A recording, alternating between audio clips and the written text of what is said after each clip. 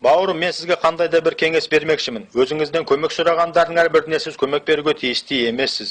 Сіз өзгелерді жарылқай алмайсыз, егерде өзіңіз жарылқанбаған болсаңыз.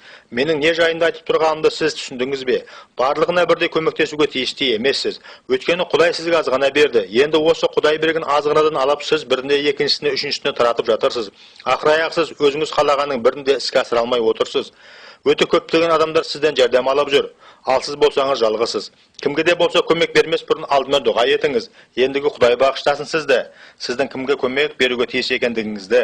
Көмек алу үшін сізден жәрдем сұрап жүргеннің бәрінде Құдай жібермеген. Кейбір адамдар алдымен көмек алмас бұрын Құдай олардың бір нәрсеге үйренгенін қалайды. Міне сондықтан да олар қиыншылық көреді. Құдай оларға қиындық жіберіп, соған жол берді. Оларға бұл сабақ болсын деп. Сіз сондай адамдарға көмек берген кезіңізде Құдай сізге риза болмайды.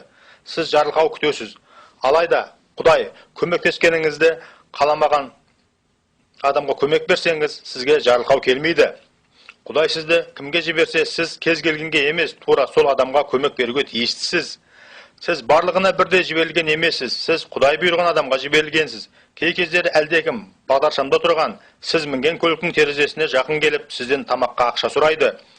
Сіз әдет бойынша мәсіхші болғасын, ол ашыққан адам, оған көмектесу керек деп ойлайсыз. Ал ол адам қараңғы түнектің агенті, тыңшысы болуы мүмкін.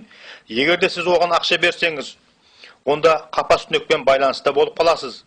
Сіз мен көмектесіп жатырмын деп ойлайсыз. Алайда сіз көмектесіп жатқан жоқсыз. Осылай сіз шайтанға қосыласыз, сосын аурумен мәселелері басталады. Сіз тіпті жол апатына да ұшырауыңыз мүмкін.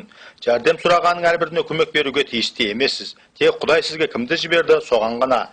Егерде Құдай сіздің жүрегіңізге кенет көмектес деп айтып жатса, әрі сізді тағы да әлде нәрсе ниеттендіріп жатса бұған, сонда сіз анық білетін боласыз да, рахмет Тәңір, мен бұны істеймін деп айтасыз. Бірақ өзіңізге келгеннің бәріне емес.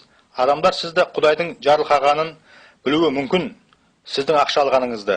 Сосын олар сізге келіп айтады, менде бір жағдай болып тұр, мәселе бар, маған көмектесші, қарызға ақша бере тұр, кейінірек мен өзіңе қайтарамын деп. Бұл келген ұры сіздің жарылқауыңызды ұрлауға келді. Сіз бересіз де, сосын қайтып, кері қайтара алмайсыз.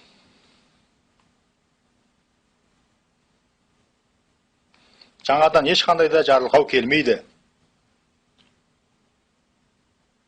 Түсінікті ме? Иса сізді сүйеді.